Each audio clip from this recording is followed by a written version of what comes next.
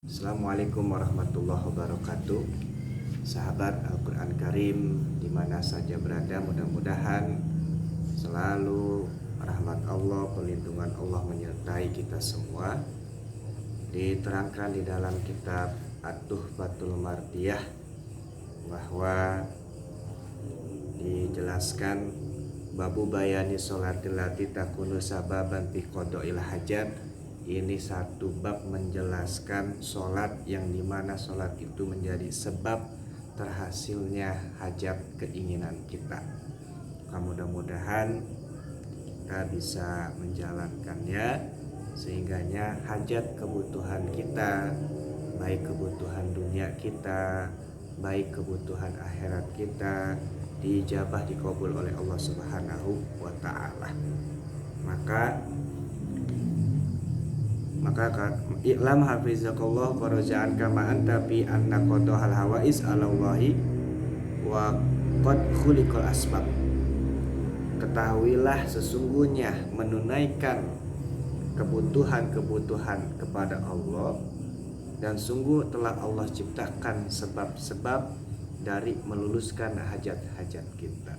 Paman doko alail amru, dan siapa orang yang sempit atas orang tersebut oleh perkaranya, wa masathul hajatu, dan orang tersebut mengenai oleh kebutuhannya.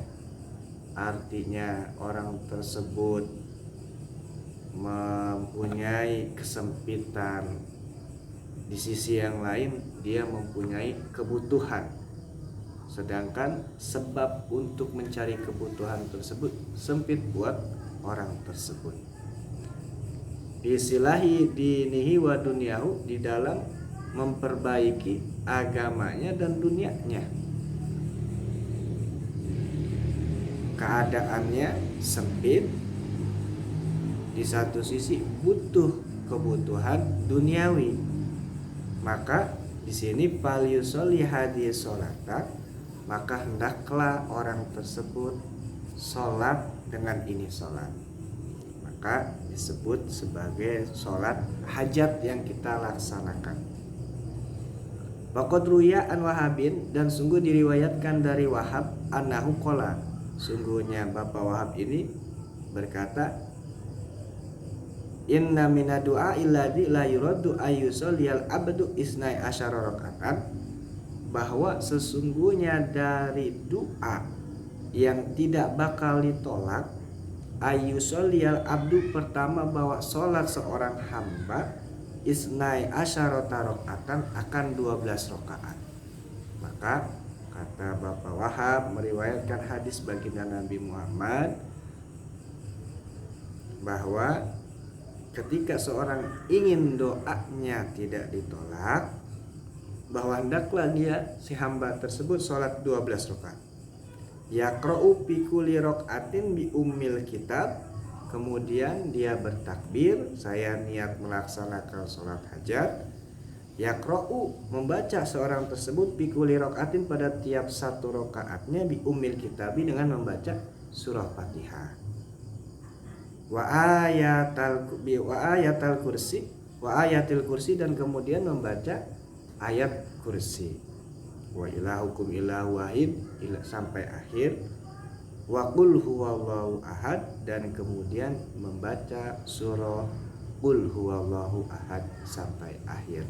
Itulah pelaksanaan sholat yang memang mudah-mudahan bisa menjawab dari kebutuhan dunia kita, hajat-hajat kita, dan mudah-mudahan bisa menjadi sebab hajat kita dikabul oleh Allah Subhanahu wa ta'ala. Kata Bapak Wahab yang meriwayatkan hadis baginda Rasul, hendaklah orang tersebut sholat 12 rakaat.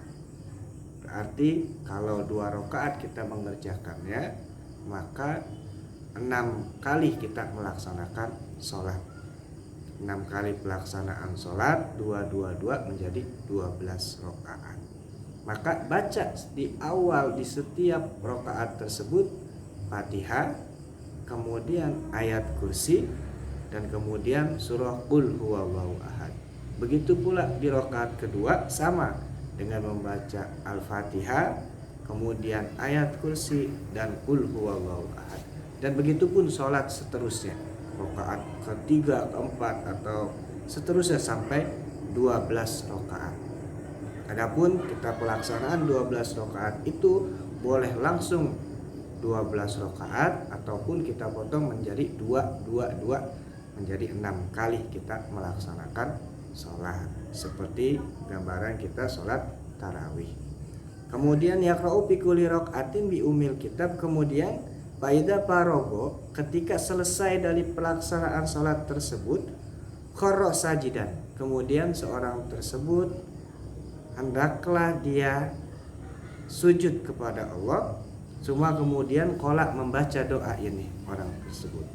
Apa doanya? Ketika selesai pelaksanaan 12 rakaat itu, hendaklah orang tersebut sujud, kemudian dia membaca doa, subhanalladzi labisal izza wa qalabi, subhanalladzi ta'attafa bil majdi wa takarrama bih, subhanalladzi ahsa kulla syai'in bi ilmi, subhanalladzi la yanbaghi tasbihu illa lahu, subhanadzil manni wal fadli, subhanadzil izzi wal karam, subhanadzil tuli as'aluka bi mu'akidil izzi min arsyik wa muntahar rahmati min kitabik wa bismikal a'jam wa judikal a'la wa kalimatit tammatil amati allati la yuzawizuhunna birun wala fazirun antusolia ala Muhammadin wa ala ali Muhammad.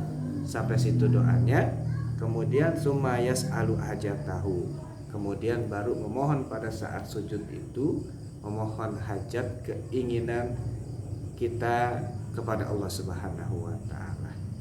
Nah, itulah cara pelaksanaan yang sebagian orang sebut, ulama sebut adalah sholat hajat. Mudah-mudahan kita bisa mengamalkannya.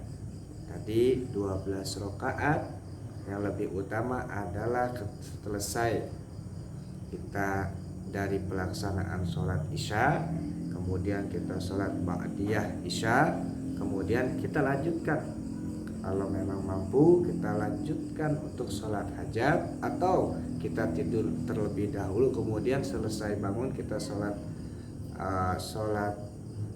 tahajud, kemudian sholat hajat. Nah, inilah sholat hajat 12 rakaat, yang dimana kita membaca pada setiap awal rakaatnya membaca suratul Fatihah, kemudian ayat kursi, kemudian qul huwallahu ahad, dan membaca ketika selesai dari sholat kita bersujud kepada Allah, membaca doa ini, subhanalladzi labisal izza wa qalabi, subhanalladzi ta'attafa bil majdi wa takarrama bi, subhanalladzi ahsa kulla syai'in bi ilmi, subhanalladzi la yanbaghi tasbihu illa lahu, subhanadzil manni wal fadli, subhanadzil izzi wal karam, subhanadzil tuli as'aluka bi mu'akidil izzi min arsyik wa muntahar rahmati min kitabik wa bismikal a'jam wa judikal a'la wa kalimatit tammatil amati la yujawizuhunna birun wala fazirun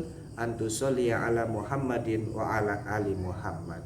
Kemudian selesai doa tersebut, kita masih sujud, kita bermohon kepada Allah Subhanahu wa taala agar hajat kita, kebutuhan kita, keperluan kita dikabul oleh Allah Subhanahu wa taala. Maka mudah-mudahan Allah bikin sebab dari selesai kita pelaksanaan sholat hajat tersebut agar bisa mencapai dari hajat-hajat kita. Amin, amin ya rabbal alamin. Mudah-mudahan ada manfaatnya.